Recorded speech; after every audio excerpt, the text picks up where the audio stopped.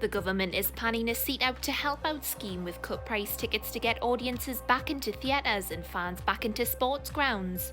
Culture Secretary Oliver Dowden has stated that mass indoor events are now in his sights since the Eat Out to Help Out scheme ended last month.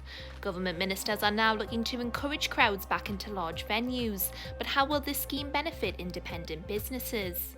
Back in March, I think the Prime Minister announced that people should stop going to theatres, cinemas, restaurants, bars, and all of those sorts of things. That was before the official lockdown, and we made the decision at that point that it was time to close the theatre.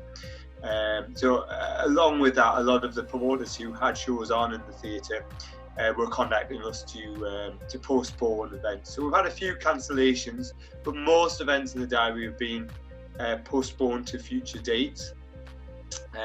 So initially we postponed till July, and then now the ones that postponed to July are now postponing into next year now. So it's been a very challenging time, but we were faced with a position that we were looking at potentially running out of cash in December, January time.